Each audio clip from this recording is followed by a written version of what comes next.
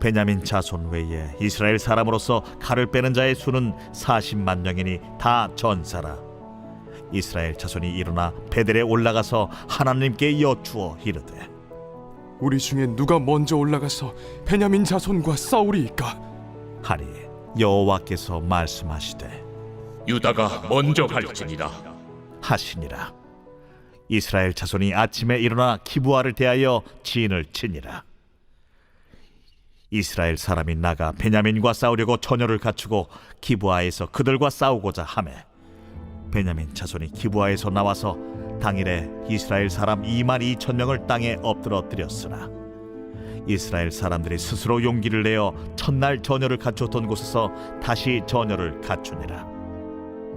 이스라엘 자손이 올라가 여호와 앞에서 저물도록 울며 여호와께 여쭈어 이르되 내가 다시 나아가서 내 형제 베냐민 자손과 싸우리이까? 여호와께서 말씀하시되 올라가서 치라. 그 이튿날에 이스라엘 자손이 베냐민 자손을 치러 나아가매 베냐민도 그 이튿날에 기브아에서 그들을 치러 나와서 다시 이스라엘 자손 18,000명을 땅에 엎드러뜨렸으니 다 칼을 빼는 자였더라. 이에 온 이스라엘 자손 모든 백성이 올라가 베델에 이르러 울며 거기서 여호와 앞에 앉아서 그날이 저물도록 금식하고 번제와 화목제를 여호와 앞에 드리고 이스라엘 자손이 여호와께 물으니라. 그때에는 하나님의 언약궤가 거기 있고 아론의 손자인 엘라살의 아들 비느하스가 그 앞에 모시고 섰더라. 이스라엘 자손들이 여쭈기를 우리가 다시 나아가 내 형제 베냐민 자손과 싸우리이까 말리이까? 여호와께서 이르시되 올라가라. 내일은 내가 그를 내 손에 넘겨주리라 하시는지라. 안녕하세요. 9월 17일 행복한 아침 묵상으로 인사를 드립니다. 우리는 사람들과 대화할 때에 종종 이런 생각을 합니다. 저 사람 무슨 속뜻이 있지? 저 사람 마음에 어떤 마음을 갖고 있는 거지? 라는 생각을 할 때가 있죠.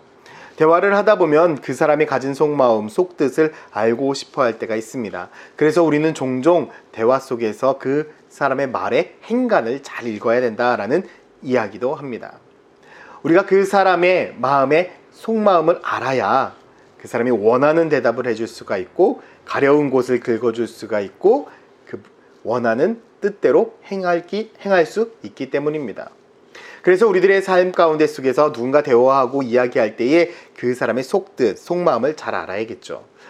신앙도 마찬가지입니다. 우리가 믿음 생활, 신앙생활 잘하기 위해서는요, 하나님의 속마음을 잘 알아야 합니다. 그런데 하나님은요, 이미 속마음을 다 우리들에게 드러내 주셨습니다. 하지만 우리가 그 속마음을 꿰뚫지 못하고 있는 거죠. 알아내지 못하고 있는 거죠. 오늘 본문도 마찬가지입니다. 드디어 이스라엘 백성들과 베냐민 지파 가운데 전쟁이 시작됩니다. 이스라엘 백성들은 하나님 앞에 올라가서 베냐민 지파와 싸울까? 그리고 누가 먼저 나가야 될까? 하나님 앞에 질문합니다. 18절에 이스라엘 자손이 일어나 베델로 올라가서 하나님께 여쭈어 이르되 우리 중에 누가 먼저 올라가서 베냐민 자손과 싸우리이까 하니 여호와께서 말씀하시되 유다가 먼저 갈지니라. 누가 먼저 가서 베냐민 자손과 싸울까요? 저는 이 질문이 어찌 보면 잘못됐다라고 생각합니다. 누가 먼저 올라가서 싸울까요? 라고 아니라 하나님 이 전쟁이 맞습니까? 라고 먼저 물어보아야 되는 것 아닌가? 그런데 하나님은 이 질문 가운데 어떻게 답하고 있습니까? 그래 유다가 먼저 가 라고 이야기를 하고 있습니다. 그리고 이스라엘 백성들은 하나님의 말씀에 의지해서 어떻게 합니까? 나가 전쟁을 합니다. 그런데 결과는요, 21절에 베냐민 자손이 기브아에 나와서 당일에 이스라엘 사람 22,000명을 땅에 엎드리게 했다. 패배했습니다. 무려 22,000명이나 되는 사람들이 죽음을 당했습니다. 얼마나 억울했겠습니까? 분명 자신들은 하나님의 뜻이라고 생각했을 것입니다. 베냐민 자손들이 죄를 저질렀기 때문에 하나님은 자신들을 통해서 베냐민을 심판할 것이라, 다시 말해 반드시 승리할 것이라 생각을 했지만 그들의 대패였습니다. 얼마나 억울했겠습니까? 얼마나 당황했겠습니까? 그래서 그들은 엉엉 울면서 하나님 앞에 이렇게 말합니다. 23절에 이스라엘 자손이 올라가 여호와 앞에서 저물도록 울며 여호와께 여쭈어 이르되 내가 다시 나아가서 내 형제 베냐민 자손과 싸우리이까 하니 여호와께서 말씀하시되 올라가서 치라. 다시 전쟁을 하라고 말씀하시죠. 그런데 하나님께서 승리를 주시겠다는 말씀은 하지 않습니다. 올라가라 라고 말씀하시죠. 다시가 한번 하나님의 말씀에 의지해서 그들은 나아갑니다. 그런데 결국 또 어떻게 됐습니까? 또 패배합니다. 25절에 베냐민도 그 이튿날에 기브아에서 그들을 치러 나와서 다시 이스라엘 자손 18,000명을 땅에 엎드려 드렸으니 다 칼을 빼는 자였더라. 18,000명이 또 죽었습니다. 또 대패죠.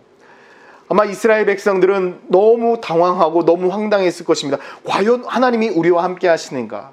과연 하나님이 우리들의 삶 가운데 함께 하시는가? 그들은 이것부터 다시금 점검하기 시작했습니다. 26절에 보니까 이에 온 이스라엘 자손 모든 백성이 올라가 베델에 이르러 울며 거기서 여호와 앞에 앉아서 그날에 저물도록 금식하고 번제와 화목제를 여호와 앞에 드리고 이스라엘 자손이 여호와께 물으니 그때에는 하나님의 언약궤가 거기 있었다.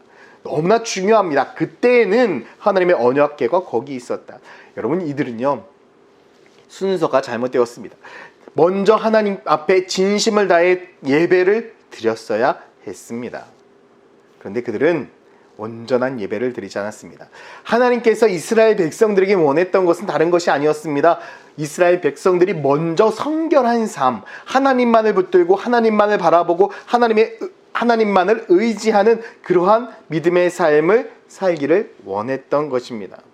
그런데 여러분, 이스라엘 백성들은 하나님의 뜻대로 하나님의 말씀하신 대로 살아가지 않았습니다. 자신의 기준과 자신의 생각대로 살아가게 됐죠. 결국 진심을 다해서 하나님 앞에 예배한 이스라엘 백성들을 향해서 하나님은 베냐민 지파를 손에 넘겨주겠다라고 약속하고 있습니다. 저는 오늘 이 말씀을 통해서 우리들의 인생을 한번 되돌아보게 되었습니다. 우리들의 삶 가운데 속에서도 먼저 하나님 앞에 기도할 때가 참 많이 있습니다.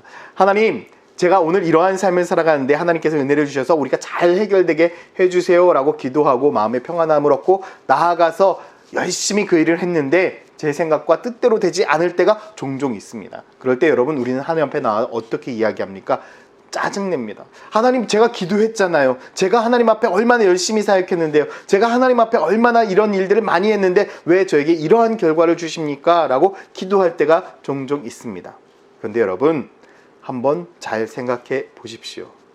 결과가 중요한 것이 아닙니다. 지금 내가 하나님 앞에 온전한 믿음의 생활을 하고 있는지, 진짜 참된 예배자의 삶을 살고 있는지, 참되게 하나님만을 붙들고 있는지 우리는 우리들의 신앙을 되돌아보아야 합니다.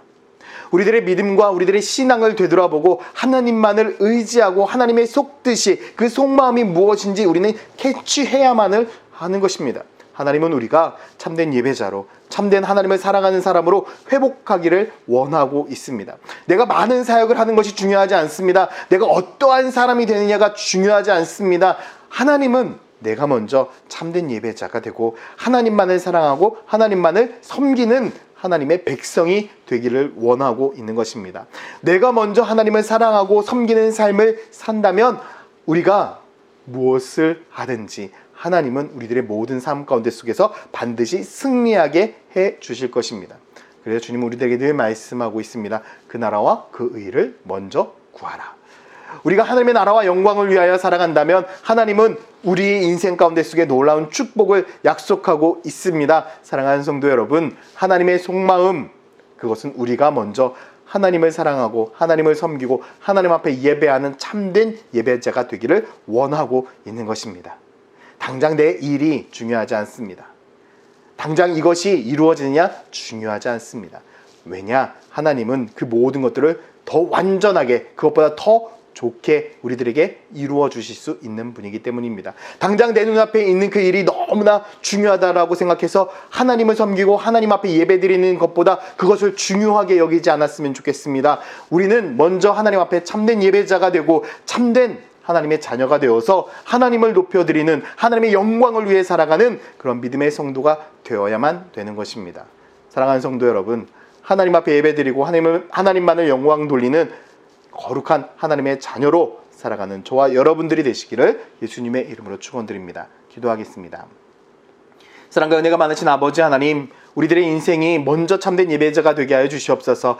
내 삶과 내 꿈이 먼저 되는 인생이 아니라 하나님의 영광이 우선이 되는 인생이 되어서 하나님만을 높여드리고 하나님께 영광 돌리는 거룩한 하나님의 자녀로 살아가고 회복되게 하여 주시옵소서. 감사드리며 예수 그리스도의 이름으로 기도드렸습니다. 아멘. 우리의 모든 형편을 아시는 주님, 내가 믿고 의지합니다. 우리 함께 고백합시다.